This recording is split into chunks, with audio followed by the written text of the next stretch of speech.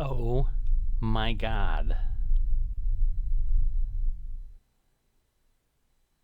If this capsule history of our progress teaches us anything, it is that man in his quest for knowledge and progress is determined and cannot be deterred. The exploration of space will go ahead, whether we join in it or not. And it is one of the great adventures of all time. And no nation which expects to be the leader of other nations can expect to stay behind in this race for space.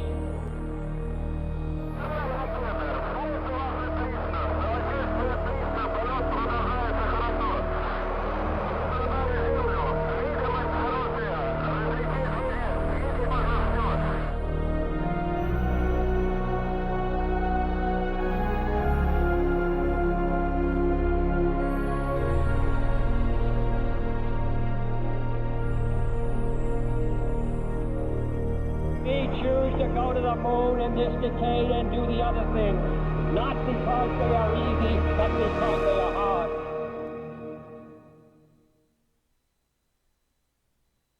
So as I said, oh my God. I had no idea that something like this existed.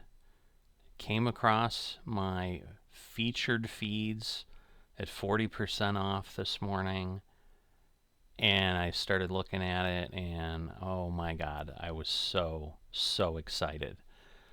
So a little bit of background. I was born right after the moon landings, and related to that, not related to that, I have no idea.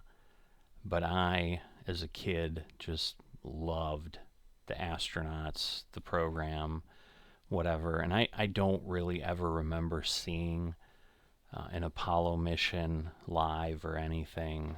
It was something I can't tell you how I got into space with certainty. I know I was just in love with it. It was fascinating to me, because of the complexity and just the crazy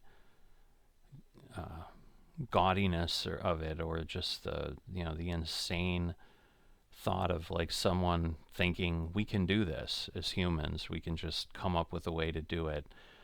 I was lucky enough to see 3 space shuttle mission launches in person very early on when the shuttle started, and that just like solidified things for me as like I've always been a space junkie. Looking forward to hopefully further exploration in the world and the human race and whatever. But what this is purported to be, and this thing has been out since 2018, and I've never come across it. I mean, I would have absolutely jumped on top of it. And this may be a good thing because I think they've added a lot of things. They're still in early access. So this is something that's 7-8 years in development. We'll see where it goes, but it's like 0.99.50 is what just came out.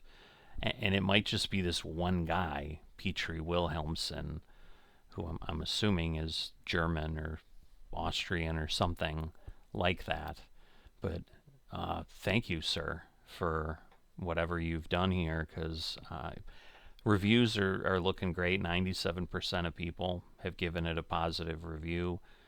So at the discount rate, I've kind of been like, oh, I have so many Sims, I'm really not looking for anything else. There is zero chance I was passing this thing up. So kind of done with the fanboy intro. So let's take a look and see what this thing is about. So what we've got here: welcome. Hi, thank you for buying Reentry and Orbital Simulator. If you wish to join the community of the simulator, feel free to join us at the Discord. I recommend you start with the Mercury Academy.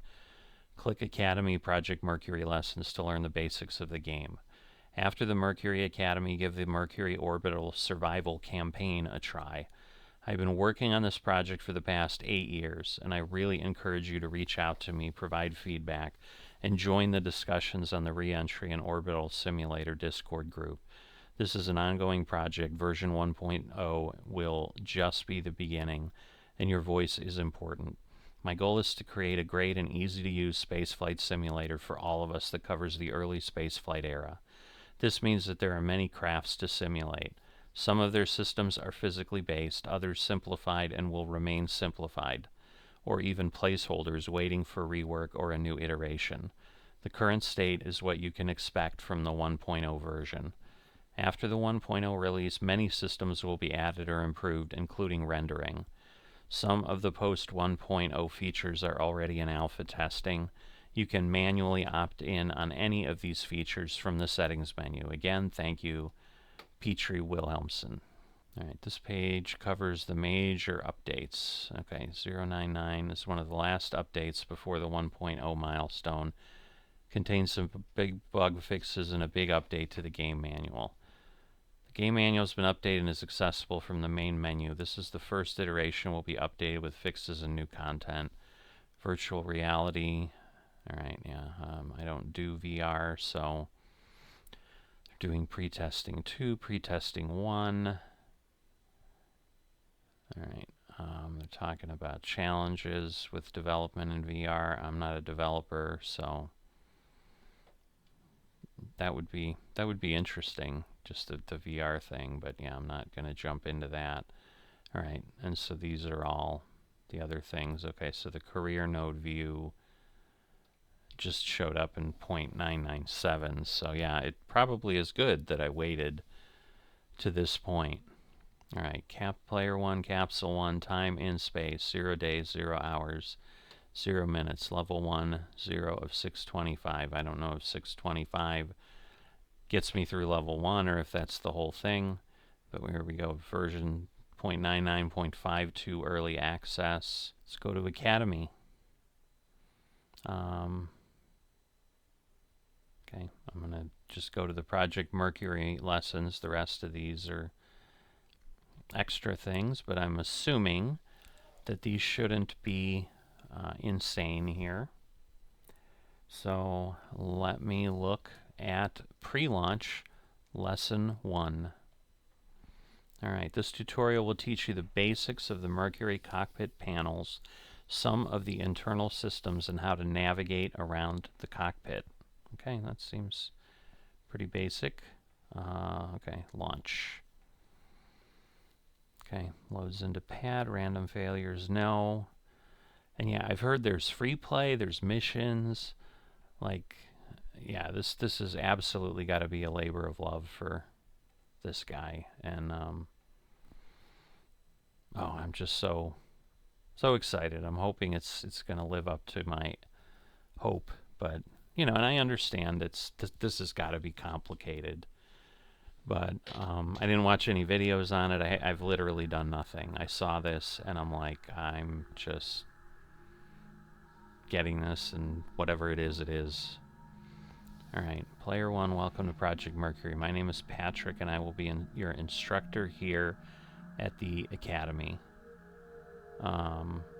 Is it a timer? I swear I saw that one little red piece there. Alright, no, I don't know what that is, so we'll do Roger. Alright, you are currently sitting inside the Mercury space capsule on top of the Mercury Redstone launch vehicle, LV. The LV is what will make the take the space capsule into space. To look around, hold down the mouse scroll wheel, middle mouse button, and move the mouse. If you reassign the controls, use your configuration. Try this now. Alright, so that's me, I assume. Alright, I mean, other than I can rotate my head around fully. Not terribly realistic, but I assume zooming in is, yeah, scrolling the wheel. But my understanding is this is rendered as accurately as possible, and that, like, most of the things will work, and, yeah, I mean, you can see everything appears clickable. Again, how well it works, whatever. Not like I know what to do, but, alright, so we can, so Certainly simpler, and definitely the feedback people gave was like, yeah, don't jump into Apollo and try to land on the moon, you'll be totally lost. But they're like, if you go through it like an astronaut would and, you know, get familiar with Mercury and progress through that and go to Gemini or Gemini, depending on how you want to pronounce it. I've heard both. I'm familiar with Gemini, but and then getting to Apollo, like that's the plan. But let's see. All right, got it. You can move the camera around inside the cockpit by using the arrow keys. Try to move the camera now. All right, got it. You can toggle the view selector by pressing V on the keyboard. Pressing any of the view buttons will move the view camera toward the selected viewpoint. Oh, I see. Okay, external orbital.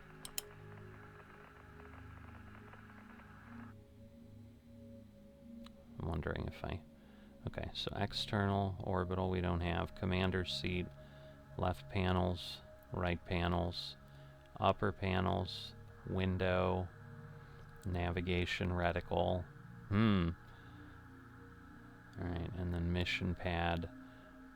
Alright, so launch time, splashdown. Let's see, mission, briefing. No flight today, pay attention to your instructor, follow the instructions given. Alright, that's the map. Checklists. I'm assuming we're going to need those at some point. Alright, and that's the transcript of what we've done so far, so that is cool. Alright, so we can toggle that. Well, let me go back to the commander's seat. Alright, got it. On the view selector, the bottommost button is the mission pad. Pressing this button will toggle the mission pad. Try to open the mission pad now. The mission pad contains important information about the mission and the mission goals. The briefing page, a map, all the checklists, a radio transcript that you can use to read the mission log if you need to revisit a mission, a message send to you earlier in the mission. So again, early access, but you know, also again, maybe English not first language, mission message sent to you earlier. Yeah, I just don't know what the... Maybe it's like you gotta hold the deny button or something in a notes section. You will use the mission pad a lot throughout a mission. You can move it around on the screen by pressing a non-interactable area with the left mouse button and hold, and while holding, drag the window around. This applies to almost every UI window in the game. Alright, so let me just get familiar with that. I see. Alright, can I shrink it? No. Alright. But okay, so you can hold, drag the supplies, and then basically, yeah, because like I'm not sure if I like clicked on something inadvertently when I was doing my other piece, but hopefully not. Okay, roger. Toggle off the mission pad so it is hidden, and then press C to toggle the function bubbles. Okay, press roger to proceed. Alright, these are circular buttons located next to the pilot's right knee on the Mercury capsule. Whoops, oh. Oh, center mouse wheel. Alright. Oh, I see, okay. So current... Alright, circular buttons located at the pilot's right knee. These can be used to trigger important functions during a mission, such as radio commands, holding the countdown, etc. Alright, so we've got retro. Well, let me move the arrow. Retro at next AP. Clock started, radio check, altitude check, battery check, temp check. Message Capcom, which is the capsule commander. Toggle jukebox. Again, I know some of the lingo, but not all of it. Switch to internal power mission tools, request abort capability, hold countdown, manual ascent data, altitude data, toggle spotlights. Alright, cool. You will occasionally use these function bubbles during a mission. The same button will also toggle the current objective window. This window can be used to see what exact step or trigger the mission is waiting for, such as pressing a switch waiting for ignition or asking you to complete a checklist. Use the current objectives window each time you are unsure what the mission wants to do currently or what event the mission is currently waiting for. Current objective window is bound by default to C. You can remove its mapping from the C key and bind it to a dedicated key, such as O, if you wish to decouple it from the communication function bubbles. This will let you toggle the current objective window independently from the communication function bubbles. You can press Enter when a mission command, what you are currently reading, appears during missions to close the message instead of pressing the Roger UI button with the mouse. Try to press Enter now to close the message. Great. Let us take a look at the panels in front of you. Use what you just learned to look around the cockpit. Middle mouse button, drag, and move the camera around to go through the next instructions. Press Roger when you're ready to start. Capsule is divided into a few sections with different colors on the dashboard to easily know where to look. The left side of the panel has the majority of the fuses, green, okay. The autopilot, the altitude controls, and the sequencer, all brown, okay, so I assume it's that. The center console contains the essential gauges, altitude, attitude information, the Earth path indicator, clocks and timers, and the periscope, a device used for manual attitude reference and navigation.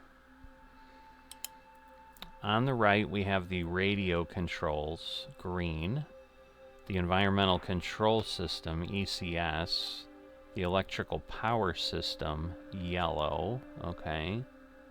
That is the environmental, so I'm thinking that's this.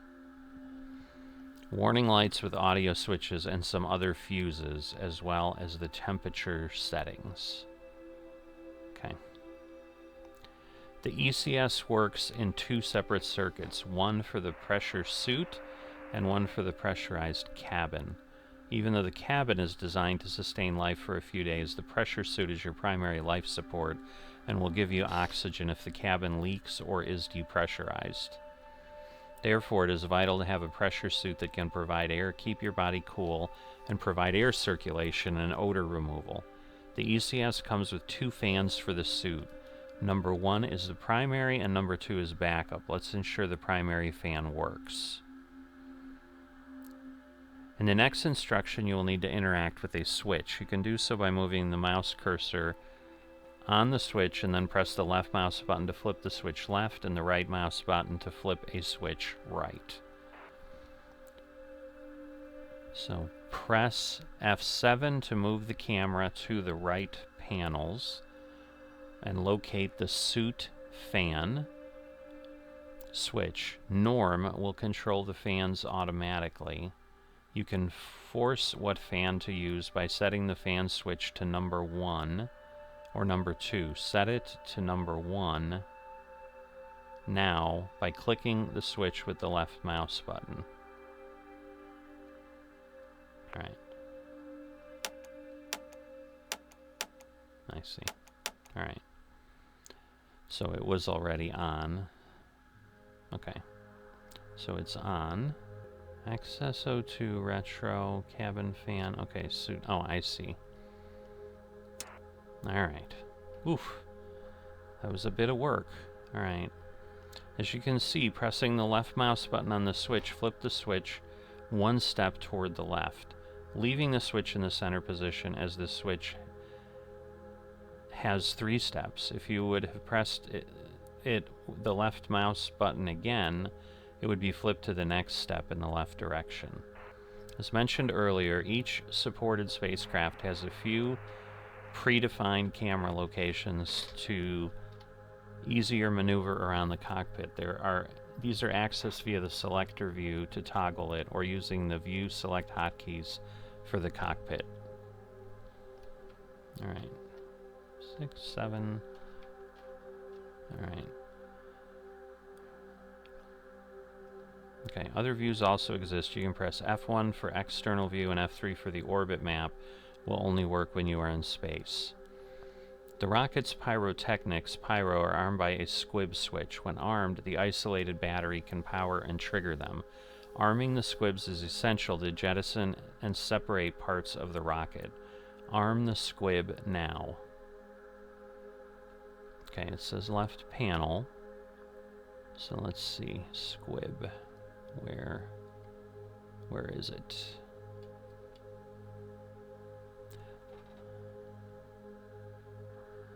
The rockets.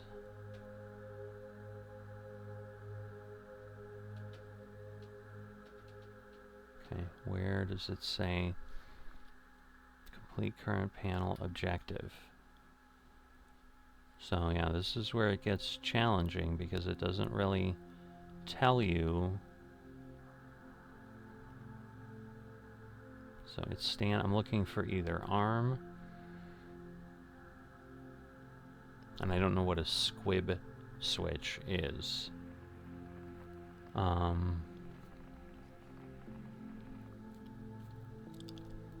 squib, arm. I mean, that is what it's telling me. Oh, is it over here? Uh-huh. So I guess it's not left panel. All right. The rockets, pyrotechnics. Okay, arm the squib now. Oops. Let me get this back. Roger. All right. The only pyro system that's not armed by the squib switch is the auto retro jettison switch. It's very sad to accidentally jettison the retro engines, as they are required to get you back down to Earth. Extra security was added. Arm the auto retro jet switch too. This should be on during ascent and after retro burn. Alright.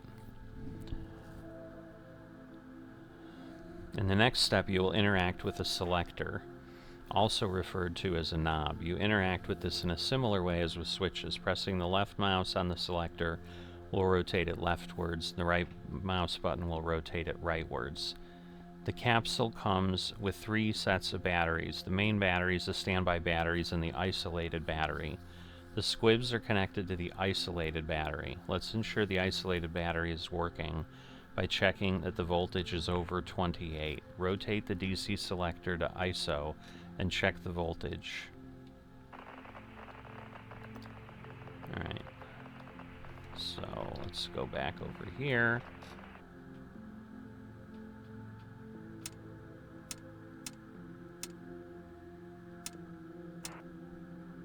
Alright, I see voltage there. Okay. Next to the attitude panel, there is a time 0 button. This button is protected. Left-clicking once will remove the protection. Right-clicking will put the protection back on. Before launch, this protection should be removed so you can activate time 0 quickly if the timer does not automatically start after launch. Alright, so we basically protection, put it back. Okay. There are multiple buttons similar to the time 0 button. All are protected. Keep in mind that triggering them will lead to an irreversible action.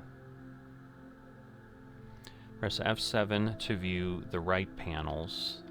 Well, that's wrong. It's F6. Or no. Yeah, okay. So it said F7 and then it said the panels, but they were the... Okay.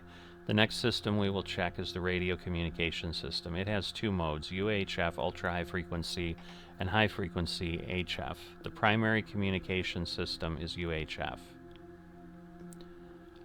The capsule is equipped with 2 UHF systems. They are identical, except the primary high-powered one is using a booster to amplify the signal. It goes further versus the low-powered one. Set UHF select to high power. Alright. Just trying to see. Alright, how do I do that? There we go. Oh, gotta go the other way. Alright. The capsule is equipped... Oh, okay. So we did that. Alright. You can switch between them using the transmit switch located next to the UHF.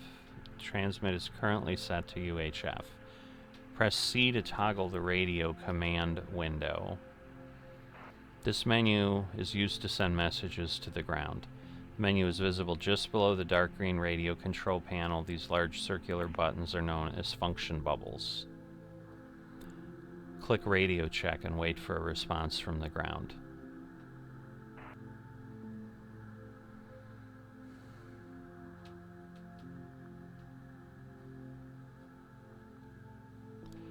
Player 1, we read you 5x5 on UHF. Alright, so it doesn't like say that. Let's also try the low-powered UHF system. Set UHF select to low power. Click radio check and wait for a response from the ground.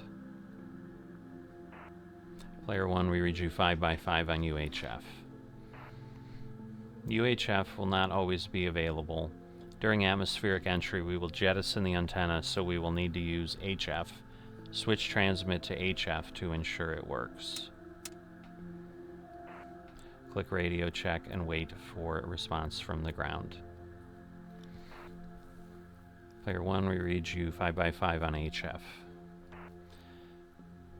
Press M to view the mission pad. This can be used to check mission details, map, radio transcript, and even write your own notes. It also has many checklists that you can follow. There's a lot of systems to learn and understand, and today we just scratched the surface. Don't worry if you don't yet understand the reason behind all the switches we fiddled with today. Alright, good job. I will get some coffee, so let's end the lesson here. Press escape and click on End to stop the mission and return to the main menu. Mission complete. Okay, press escape and click on End. Stop the mission, return to the main menu. So there we go. Alright, so we got 20 out of 65. So I'm going to go ahead and end it there because I don't know how long other things are, but I'm thinking just little quick things might be helpful. I'm looking forward to digging into this a little bit and understanding things. I'll probably take a look at the